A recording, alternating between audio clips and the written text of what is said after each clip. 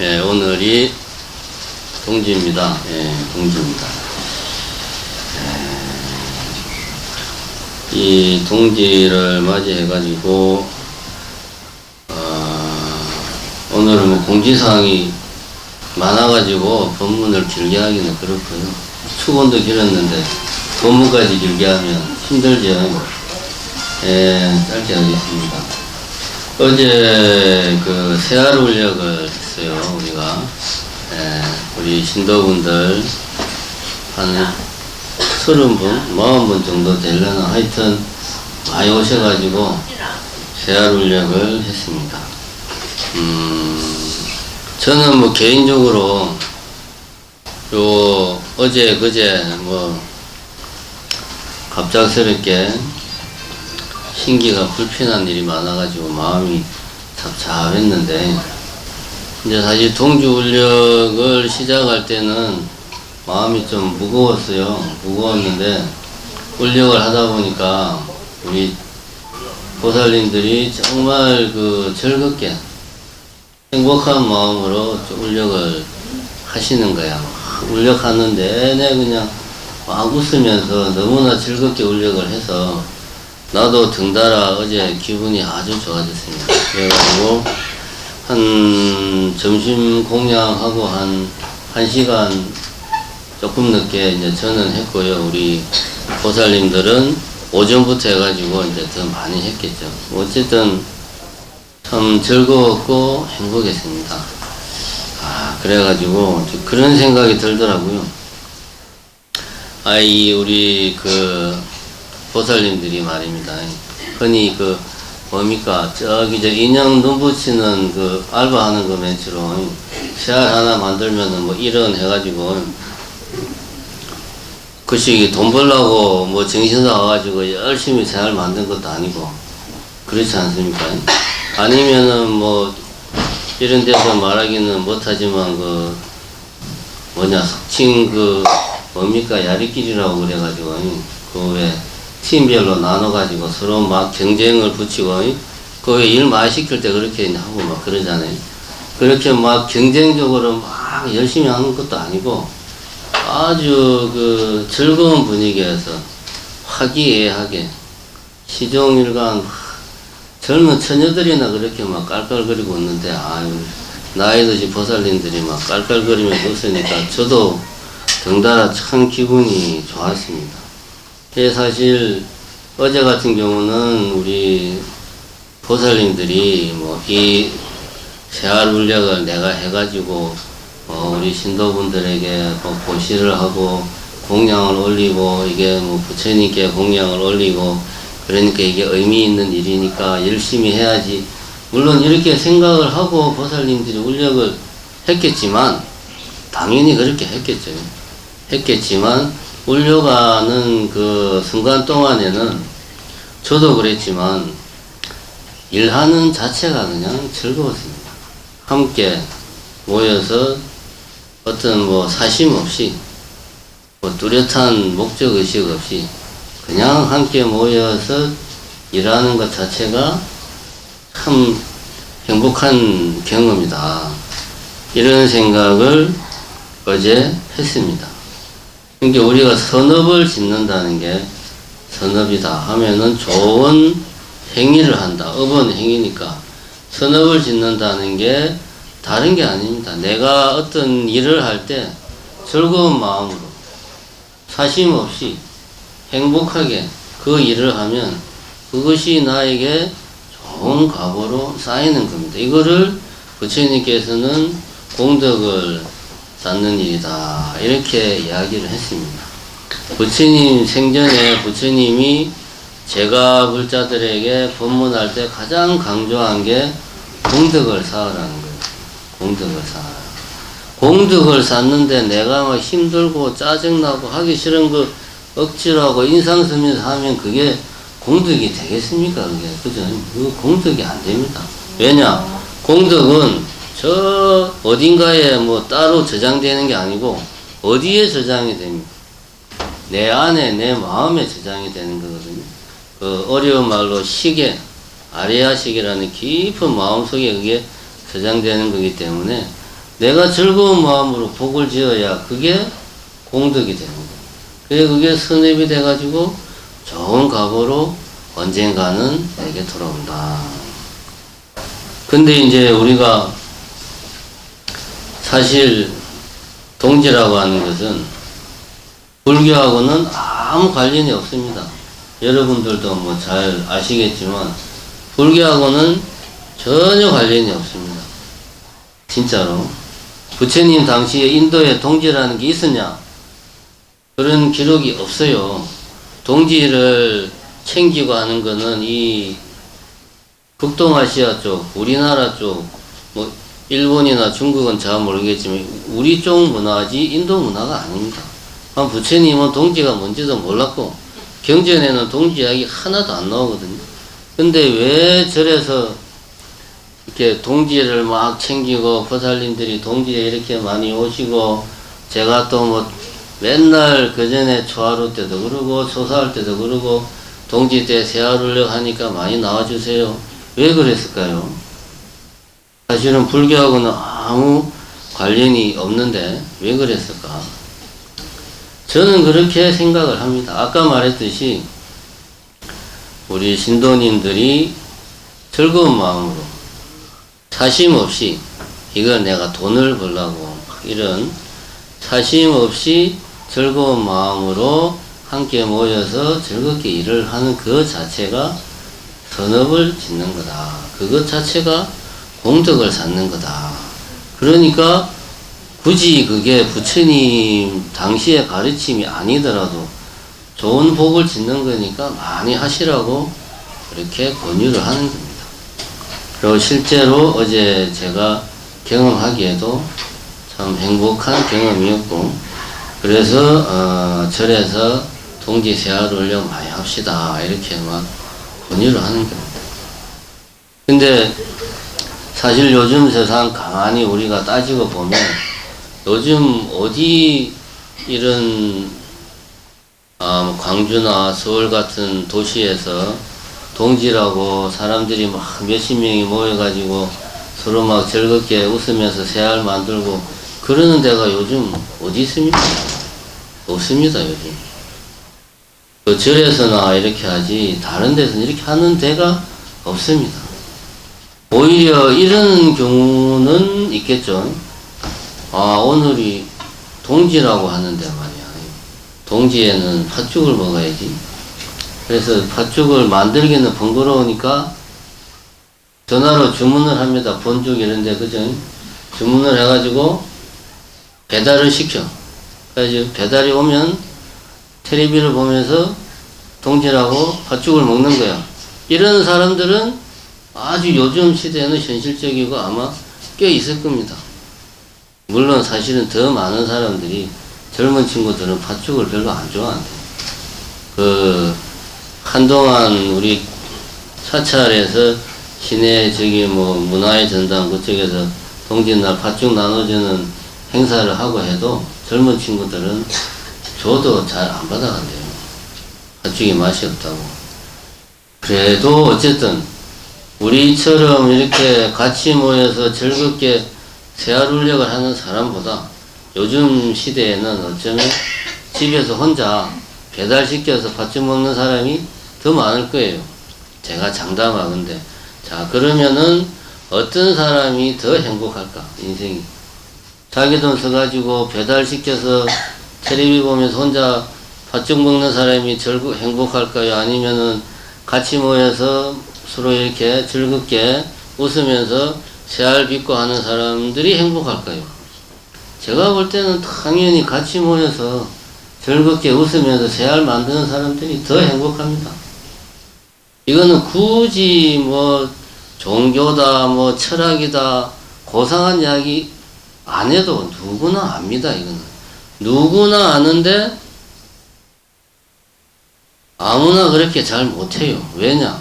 현실이 우리가 혼자 방에 있으면서 그냥 전화로 시켜 먹는 게 일상이 돼버리고 당연한 세상이 돼버렸어요. 요즘 세상은. 그래서 제가 볼 때는 절에서 이렇게 새알 같이 믿고 동지라고 그래서 모여서 팥죽 먹고 하는 게 참 소중합니다. 이런 것들이 제가 볼 때는 정말 소중한 경험이다.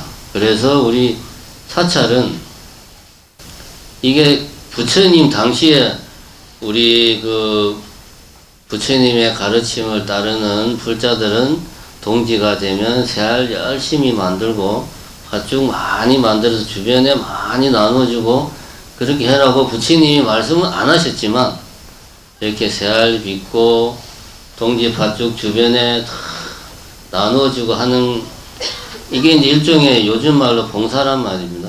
불교식으로 말하면 보시고 이렇게 이런 것들이 그 우리 사찰이 가지고 있는 우리 사회에 기여하는 좋은 기능이다. 사찰이 우리 신도들에게 봉사의 장을 제공해주고 있다. 유식한 말로 사찰의 순기능이다. 저는 그렇게 생각을 합니다. 다시 이야기하지만 몇십 년 전만 해도 지금도 우리 그것도 이제 다른 동네는 시골도 그런 데 없습니다. 전라도나 돼야 뭐 우리끼리 말이지만 개발이 많이 낙후된 전라도나 되니까 시골에 가면 저기 마을에 가네 우리 할머니들이 모여가지고 겨울에는 딱히 할 일이 없으니까 동짓날 같이 새알 빚고 팥죽 쓰고 막 그래요 보면. 근데 마을에 할머니들 다 모여봐야 열 몇 번밖에 안 됩니다. 어쨌든 그렇게 할머니들이 겨울에는 할 일이 없으니까 아침에 마을에 출근해가지고 같이 밥 해먹고 같이 뭐 화투도 치고 놀다가 한 4시쯤 되면 이제 각자 집으로 가요. 동지 같은 날은 모여서 할머니들끼리 팥죽도 쓰고 할머니들끼리 우애가 엄청 좋아요. 한 식구처럼 그렇게 살아. 그러지 요즘 시대에 그렇게 사는 사람들이 도시에서는 없습니다. 우리 절이 그나마 그런 봉사의 장, 함께하는 행복의 장을 제공을 해주고 있다. 저는 그렇게 생각을 합니다. 제 이야기의 핵심은 다른 거 아니죠. 내년에 새알 올려갈 때 많이 참석하시라는 이야기입니다. 네. 오늘 새알 팥죽 드실 때 이거 만드신 분들은 참 즐거웠겠구나. 그런 마음으로 다 팥죽을 드시기 바랍니다. 그런데 지금까지는 뭐 즐거운 이야기였고, 그런데 이제 우리가 보면 신문 기사나 이런 것들을 보면 기존의 이제 기성 종교가 갈수록 쇠퇴하고 있다. 종교인들이 갈수록 줄어들고 있다. 그런 이야기들을 많이 합니다. 저는 이제 방금 전까지는 우리 뭐 사찰이 우리 사회에 이런 봉사의 장 어떤 이런 것들을 제공하는 좋은 기능을 하고 있는데 실제로는 이 교회나 사찰이나 성당 같은 기존의 기성 종교가 갈수록 쇠퇴하고 있다. 이런 우리의 목소리가 몇 년 전부터 계속 나오고 있습니다. 또 실제로 여러분들이 봐서도 알지만 지금 여기도 그렇지만 젊은 사람들이 없잖아요. 뭐 10대, 20대는 고사하고 30대는 고사하고 40대도 있나? 40대는 있을 것 같기도 하고 그렇습니다. 이게 우리 현실입니다. 스님들은 더 말할 필요도 없어요. 요즘은 아예 출가를 안 합니다. 아예 안 합니다. 요즘 비구니들은 더 심각합니다. 비구니들은 뭐 어떤 절에는 10년 만에 한 명 출가해가지고 그냥 상전 모시듯이 떠받들고 산답니다. 그렇게 요즘 출가를 안 해요. 어쨌든 그 이야기가 아니고 이렇게 기성 종교는 갈수록 쇠퇴하고 있다는데 실제로 통계 수치를 봐도 지난 10년 동안 2005년부터 2015년까지 종교를 안 믿는 사람들이 근 10%가량 늘었습니다. 그래서 2015년에 우리나라가 최초로 종교 없는 사람이 과반수를 넘었어요. 56%가 종교가 없어요. 지금 우리나라가. 불교는 한 17%, 그리고 이제 기독교, 가톨릭 합쳐가지고 30%가 조금 넘고 뭐 하여튼 그렇습니다. 종교 없는 사람이 과반수를 넘었어요. 지금 우리나라가. 그런데 더 심각한 거는 뭐냐? 이런 대도시, 수도, 서울이나 광주 같은 이런 대도시는 또 종교를 안 믿는 사람들이 더 많아요.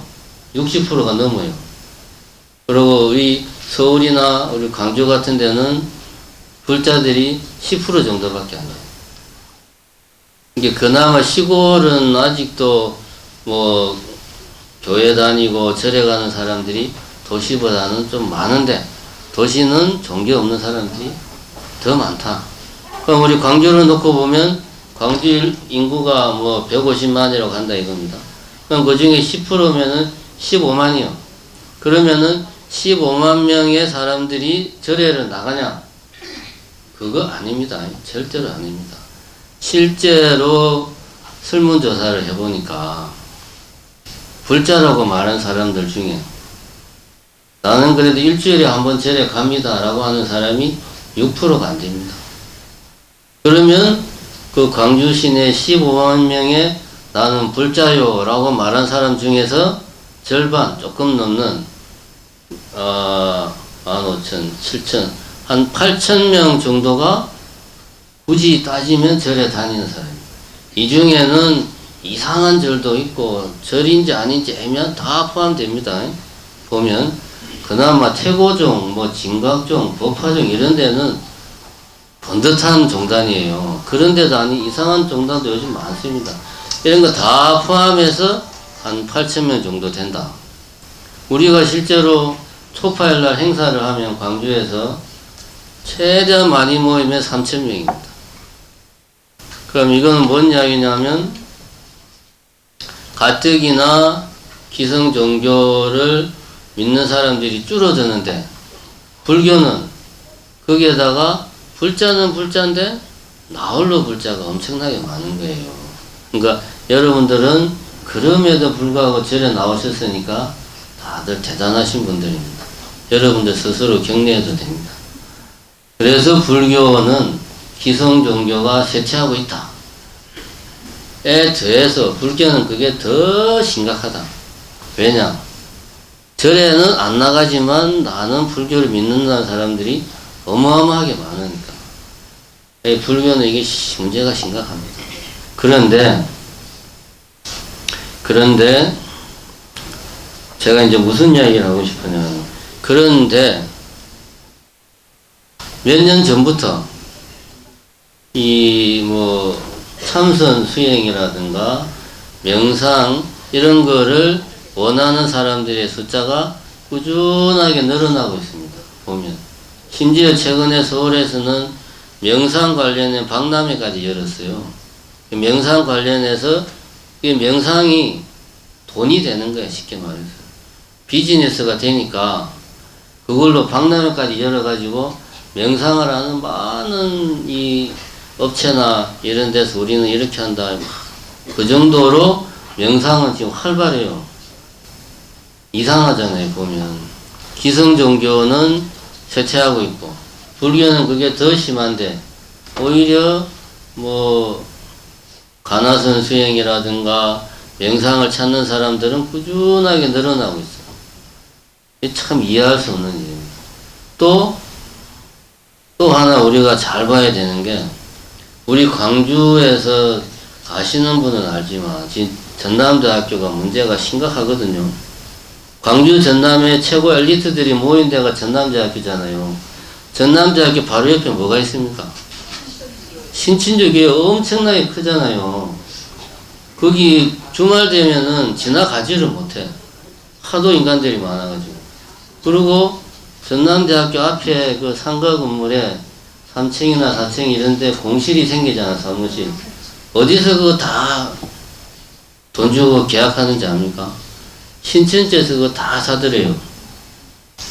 이대로 가다가는 우리 광주 전남의 엘리트들은 다 신천지 신도들이 될 수도 있어요. 이게 저는 정확한 내용은 모르겠습니다. 어쨌든 이 전남대학교에서도 이 문제가 상당히 심각한데 대안이 별로 없습니다. 자기들 그냥 심각하다고만 하고 있지 뭐 어떻게 손을 쓸 방법이 별로 없는 거예요. 이거는 왜 이런 사이비 종교나 신흥 종교가, 아니 이렇게 종교를 안 믿는 사람들이 늘어나는데 왜 이런 사이비 종교나 신흥 종교는 계속 사라지지 않고 오히려 더 활개를 치냐. 이것도 또 이상합니다. 또 하나 이상한 거는 뭐 이게 여러분들도 그렇게 하지만 뭐가 좀 일이 잘 안 되면은 어디 갑니까? 전보러 가잖아요. 전보러 가기도 하고 뭐 그렇게 합니다. 또 정말 일이 안 되면 구슬해야 되나 뭐 이런 생각도 하고, 이런 것들이 아직까지도 우리 그 민간 신앙이 우리 안에서 없어지질 않았어요.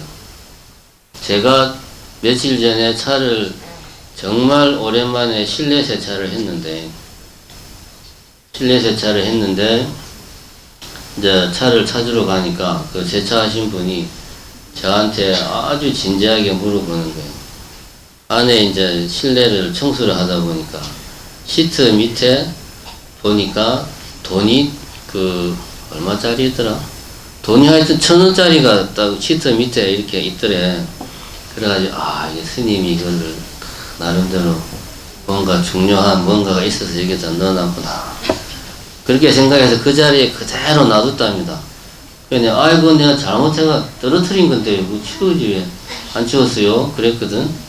그러니까 그 사람은 그거를 부적으로 생각합니다. 뭔가 내가 어떤 안전운전 그런 거 하려고. 근데 이게 우리가 우습지만 웃을 수가 없는 게, 예전에는 예수님이나 부처님이나 이런 분들이 신이었어요. 요즘은 누가 신이냐 하면 돈이 신입니다. 요즘. 잘 못 믿기지만 몇 년 전에 어떤 그 이쁜 여배우가 CF 찍으면서 그랬잖아요. 부자 되세요. 막 그런 CF 하여튼 찍어가지고, 그때부터인가 사람들, 그전에는 당당하게 부자 되세요 라는 말을 대놓고는 안 했는데 그런 CF도 나오고 하면서 분위기가 부자 되세요 하는 게 덕담으로 요즘 세상은 됐습니다. 그 다음에 대박 나세요 이런 거. 그래서 이 대박이라는 표현도 말이야, 지금은 조금만 뭐가 잘 되면은 대박 막 이러잖아, 젊은 애들. 근데 원래 대박은 큰 횡재했을 때 엄청난 큰 건사 하나 물었을 때 대박이라고 말하는데, 이런 표현들에서 보면 요즘 사람들은 돈을 많이 버는 거를 아주 당연하게 생각하고, 돈이 많은 것을 해결해 줄 수 있다 라고 생각하는 게 지극히 당연합니다. 다시 말해서 돈으로 행복을 살 수 있다.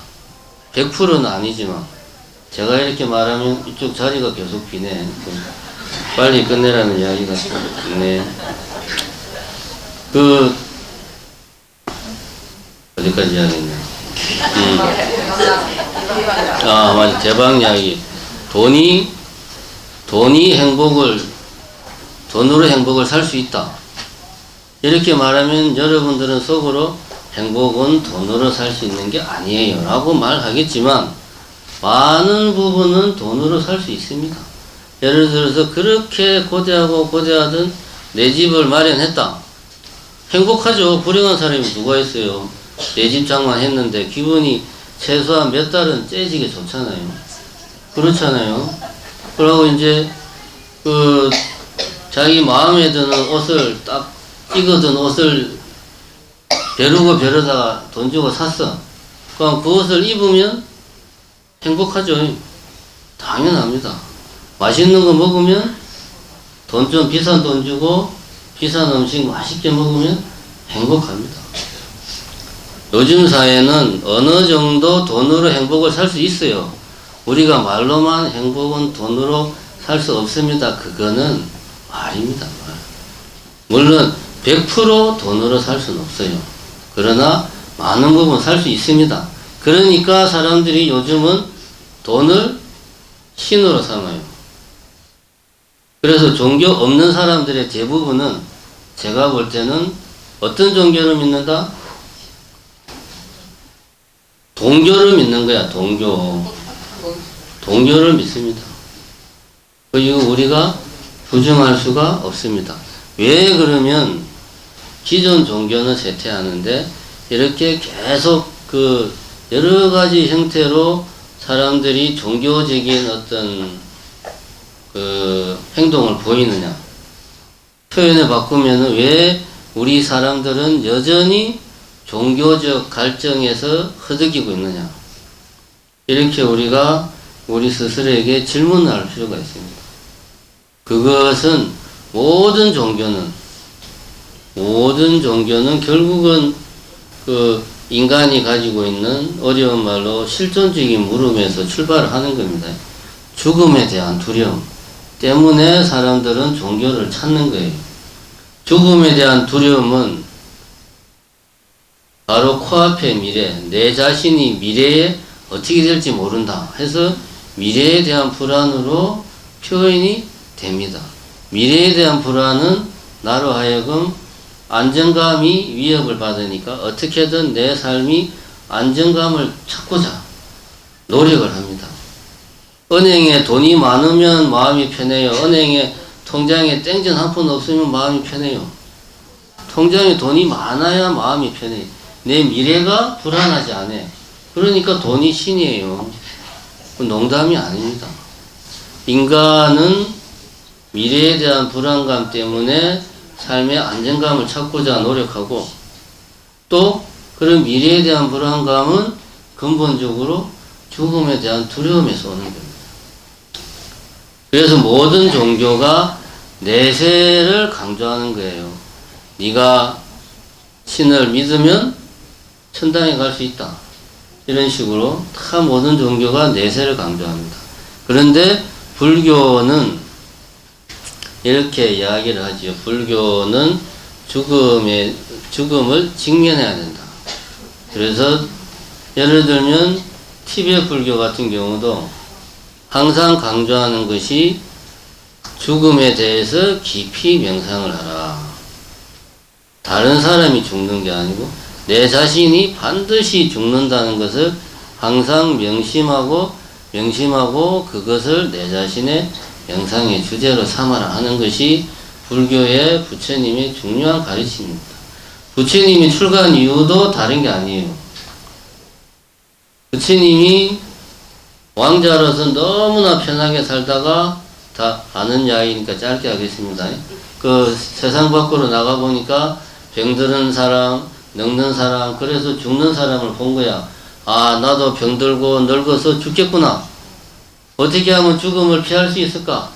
그래서 부처님이 그 답을 구하려고 출가를 한 거예요. 왜 부처님은 답을 찾았어요? 부처님이 얻은 답은 뭡니까? 부처님이 얻은 답은 다른 게 아닙니다. 영원히 죽지 않는 불로초를 찾은 게 아니고 도대체 무엇이 죽는가? 죽는다는 그놈이 도대체 무엇인가를 찾아보니까 없더라 이거야. 그래서 부처님이 발견한 진리는 무아의 진리입니다. 내라고 할 만한 게 없다. 그래서 부처님은 죽음을 두려워하기 전에 무엇이 죽는가를 네가 잘 생각해봐라. 그렇게 따지고 보면 사실은 죽는 게 없다.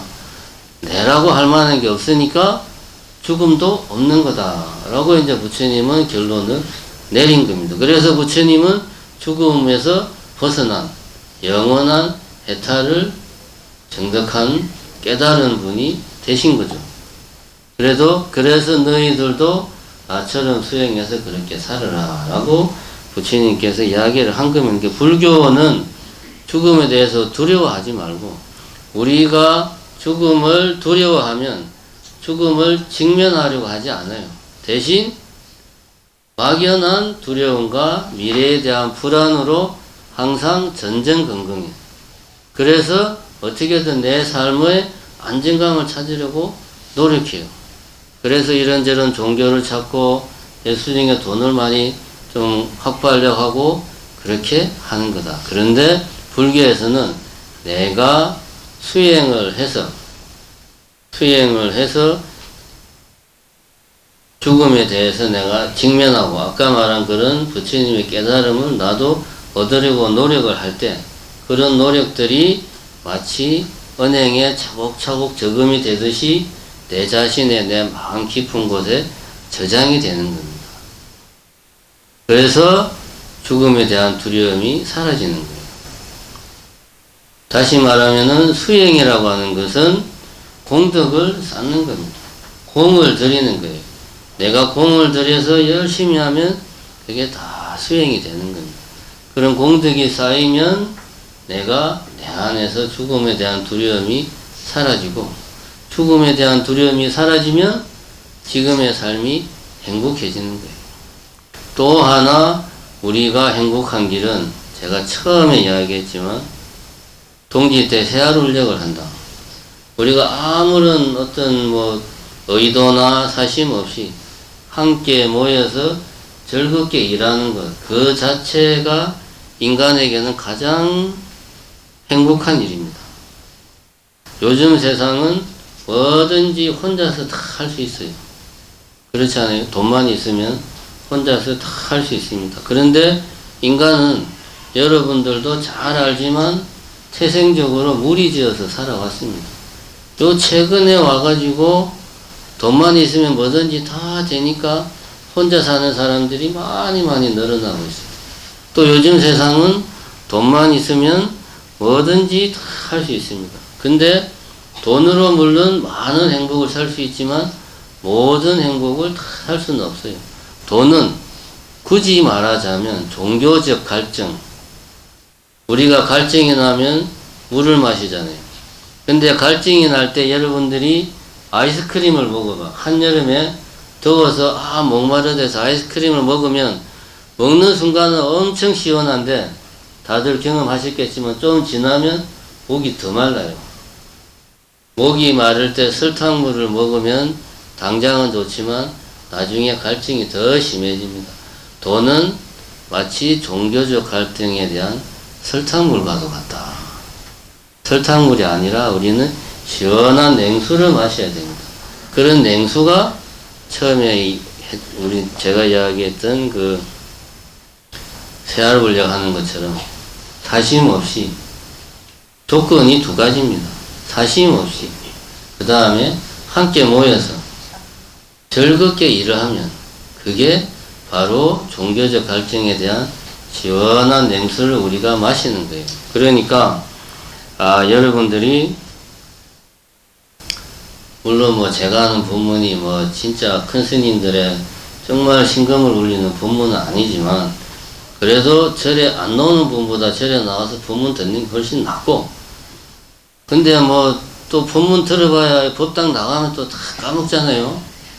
그러니까 법문 듣고 까먹는 것보다 가만히 절에 와가지고 힘들게 버스 타고 봉고 타고 걸어가지고 힘들게 절에 와서 법당에 가만히 추운데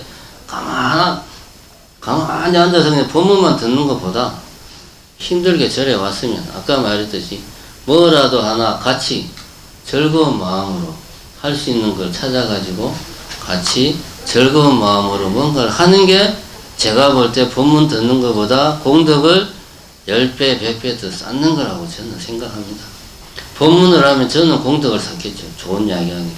여러분들은 그거보다 같이 모여서 하다못해 공약관 청소를 하더라도 하든지 뭔가를 같이 하면 그게 법문 듣는 것보다 더 큰 공덕을 쌓는 겁니다. 그래서 한 달에 매일 나오라는 것도 아니고 매주 나오라는 것도 아니고 한 달에 한 번이라도 나와가지고 같이 즐거운 마음으로 뭔가를 하는 그런 경험들을 많이 쌓으시기 바랍니다. 그게 공덕을 쌓는 길이고 그게 수행이다. 예, 오늘 이렇게 우리가 세알불력을 하는 걸 가지고 요약하자면 두 가지로 제가 이야기했습니다. 세상이 아무리 기존 종교가 쇠퇴한다고 하지만 인간이 가지는 종교적 갈증은 변함없이 여전히 우리들 속에 있다. 왜냐하면 인간은 죽음을 벗어나서 살 수 없으니까. 이 종교적 갈등을 근본적으로 해결하기 위해서는 부처님 가르친 대로 열심히 수행을 해야 된다. 두 번째는 진정한 행복은 인간의 경우에 돈으로 행복을 살 수도 있지만 진정한 행복은 사심 없이 함께 뭔가를 할 때 우리는 진정한 행복을 느낄 수 있다. 이런 두 가지 이야기를 오늘 했습니다. 본문은 이것으로 마치고, 감사합니다.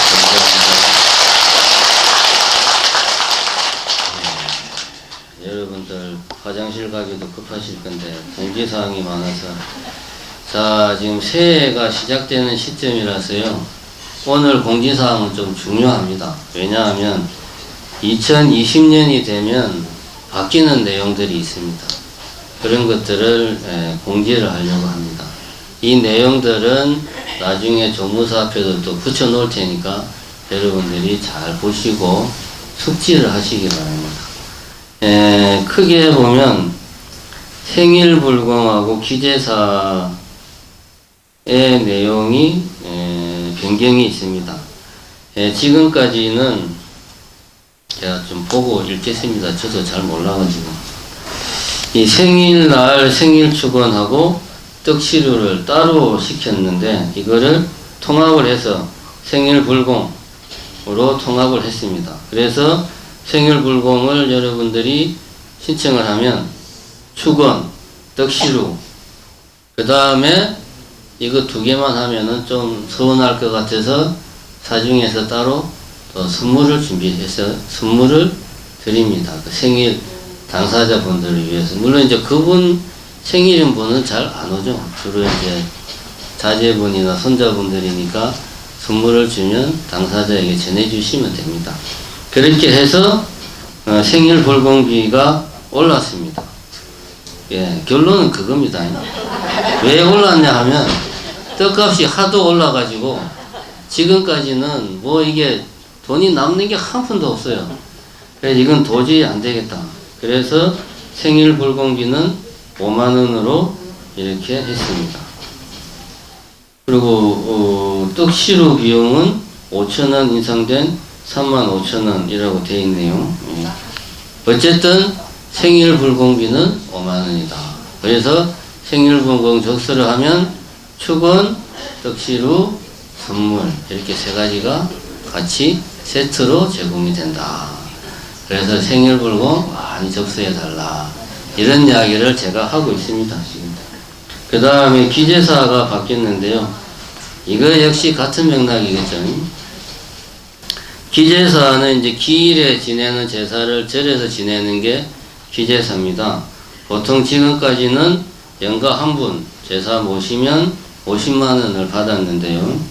최근에는 추세가 부부를 모시기도 하고 조부모, 삼촌 이렇게 한 분이 아니라 여러 분을 기재사를 모시는 경우가 많아가지고 천도제하고 구별이 잘 안 돼요.